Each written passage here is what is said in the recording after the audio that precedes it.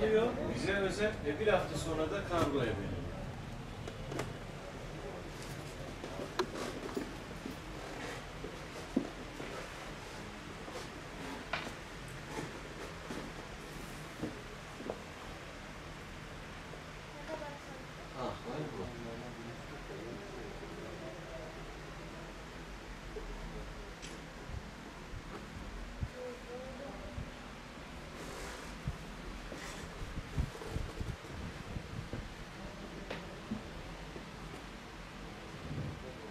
Tabii ki. Öncelikle merhabalar.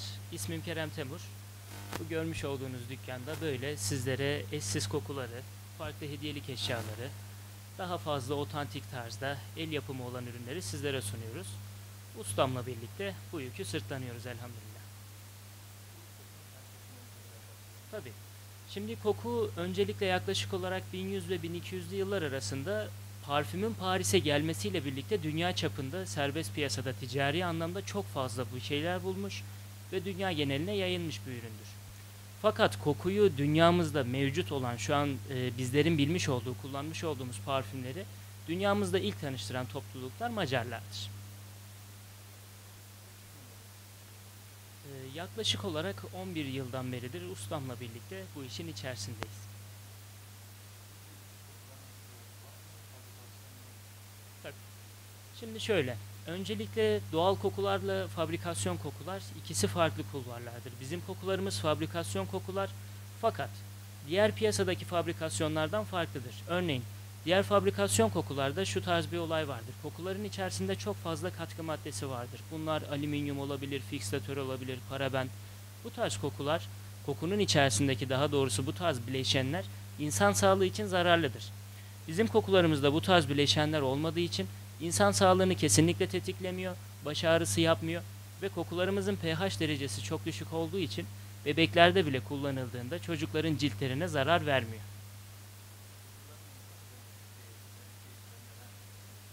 Tabii. Şimdi kokuların hepsinin farklı farklı özellikleri vardır. Örneğin bizim buraya gelen kitlelerde biz genel olarak insanların saç rengine, giyim tarzlarına ve insanların uğraş alanlarına göre kokularla ilgili tavsiyelerde bulunuruz ve bu tarz kokuları öneririz. Mesela genelde gelen öğrenci kitlelerimize önerdiğimiz kokulardan en başta geleni gül kokusudur. Beyaz gül kokusunun şöyle bir özelliği vardır.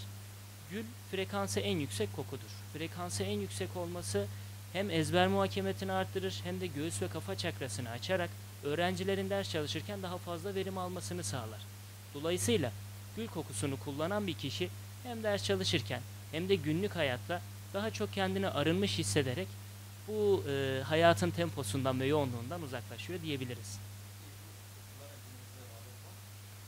Günümüzde kokulara rağbet şu şekilde, kitle birazcık daha artık kokuları kullanırken parfüm olarak değerlendiriyorlar. Aslında kokular farklıdır. Tıpkı gül kokusunda olduğu gibi kokuları birazcık daha güzel kokudan ziyade kullanım amaçları da olması lazım. Mesela bir ut kokusu genelde böyle sinirli, aceleci insanlara tavsiye etmiş olduğumuz bir koku. Kişide sakinleşmeye yol açar. Safran kokusu beyin ve MS hastalıklarına iyi gelir. Yine frekansı yüksek kokulardan bir tanesidir.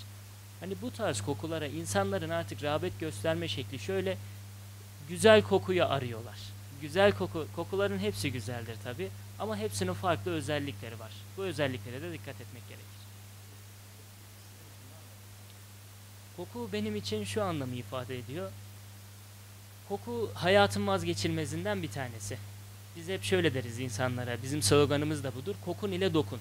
Bir ortama gittiğinizde ilk başlarda insanların sizi gözle görmeyen insanların bile fark ettiği bir şey vardır, kokudur. Biz kokuyu şöyle tanımlarız.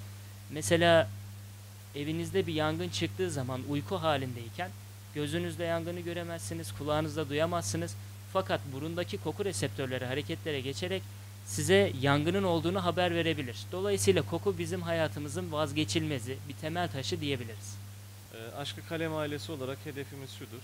İnsanların aradığı bazı kokular vardır. İçinde özellikle alkol olmayan, alkol takıntısı olan insanlar vardır. Bu kokuları biz tedarik ediyoruz ve dünyanın birinci sınıf esans üreticilerinden tedarik ediyoruz.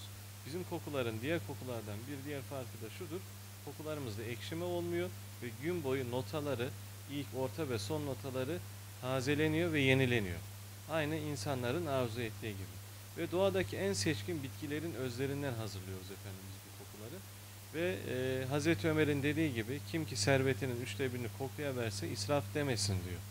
Biz de o şiarla en iyi ve en kaliteli kokuları gerek Kayseri gerek Türkiye ve yurt dışındaki bütün kardeşlerimizin istifadesine sunuyoruz. Hedefimiz de şu, iyi koku arayan insanların adresi ve tercihi olmak. Helal ve haram noktasındaki kırmızı çizgimizle kaliteyi esas alarak bir Müslümanın kokusu daha nasıl kaliteli olur, daha nasıl güzel olur? Gittiği bir yerde ben geldim, buradayım, nasıl der bu koku ve hem kendini hem de yandakilerini rahatsız etmez. Hedef bu. Bir diğeri de bu kişisel bakım dediğimiz hadiseye Osmanlı şöyle demiş. Alan görmez, veren görmez. Nedir bu güzel hediye? Tabii ki de koku. Ama bizim bir farkındalığımız var. Kalite ve gerçek çiçek özlerine yakın ayarlanmış kokular. Bunlarla tanıştırıyoruz efendim. Ve meşhur bir çikolatacı gibi, kahveci gibi hedefimiz meşhur bir kokucu olmak. Ve 9 metrekareden tüm dünyaya hitap etmek.